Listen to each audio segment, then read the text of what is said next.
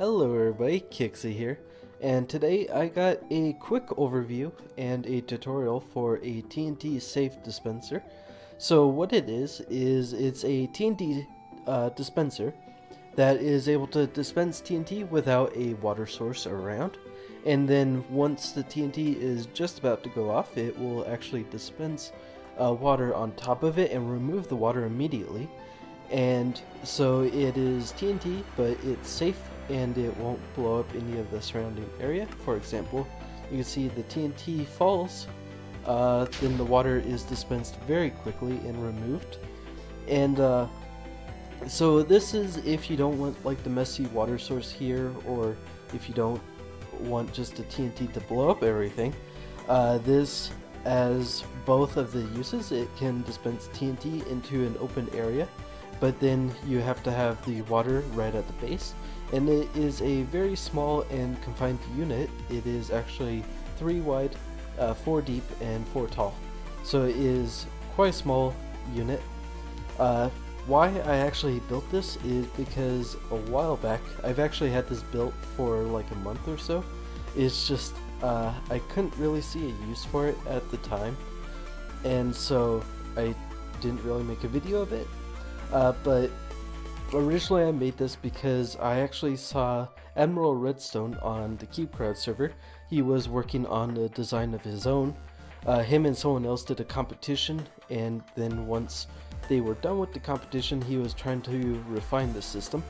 And so both of their systems would kind of pour the water out everywhere, because as soon as you press the button, it would activate the bomb dispenser, and then it'd pick the water up after a certain amount of time. And so I was trying to clean that up and make it so the water didn't spread out everywhere, and I actually had a design a while back that would work, or that wouldn't work. It was actually just one tick off, and the water would be picked up one tick before the TNT would actually explode, and it used kind of a spiraling repeater design to be able to fit as much of the repeaters in as I could, and it just didn't quite work.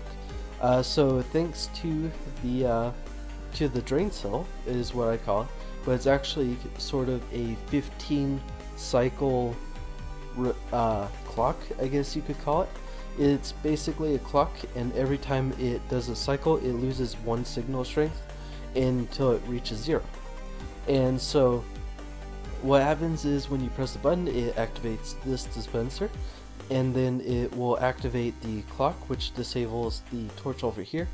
And as soon as the clock is done with its cycles, that torch will re-enable, which will activate the pulse limiter, and this will activate the dispenser. You can see this one goes off first with 2 ticks, and then the next one will go off with 4 ticks. So fun fact, the water is actually only dispensed for 2 ticks, which is 1/5 of a second. So it's a little unnerving watching this, because you're just hoping that the water will dispense in time. Oh no, it made me fall. So it's a pretty interesting design and very nice and compact. If you guys could find a use for this, it'd be quite interesting to see what people would be using this for. And so let's get right to the tutorial. Okay, so as you can see, I actually have a little bit of a pattern in the floor. Usually I build my tutorials above the ground floor, but since this requires a dispenser at the ground floor for the water, I'm building it 1 block into the ground. So remember that the ground floor is technically going to be included in this, because it requires blocks on top of it, and it also requires a piston involved. So the first thing that we want to do is these 2 blocks here. We're going to place repeaters. The first one's going to be on 2 ticks. The next one is going to be on a single tick. Then we're going to place a repeater here and make sure that's on the 3rd tick, so second to last. And then you're going to place a block there to continue the cycle. Then you're going to place 2 blocks here and a dispenser out the front to dispense the water. And then this block back here in the corner, you're actually going to break it and place a piston facing upward. And now you just want to place 2 pieces of redstone on the remaining blocks, and you place a block here for the pole cylinder. And I actually messed up here. This is going to be a repeater on the second tick. Now you want to place a block behind that repeater and a piece of redstone on top of that. And now we have to start our second, actually technically third layer. So what we want to do here is you're going to place a torch. You want to continue this around in sort of a T shape and then extend both of those out.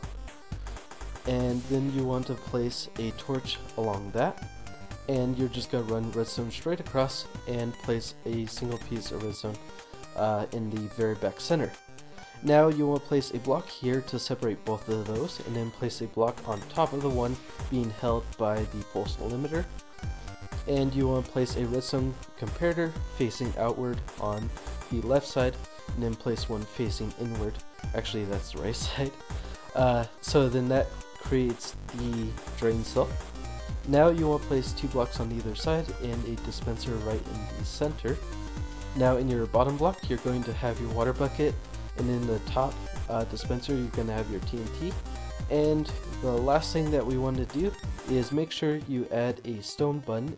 Make sure it's not a wood bun, because that will mess up the timing. And let's test it and hope everything works. And there it is. I got blown off again. So that's the TNT safe dispenser. If you do want to make it less unnerving, you could mess around with some of the timings, extend the length. The only issue with that is the water will actually start spreading. You can see the water kind of spread a little bit there, and so if you stick with the timings I gave you, it will dispense it just in the correct amount of time, and it will make sure that it doesn't blow up anything. So that's about it. Thanks for watching. See you all next time.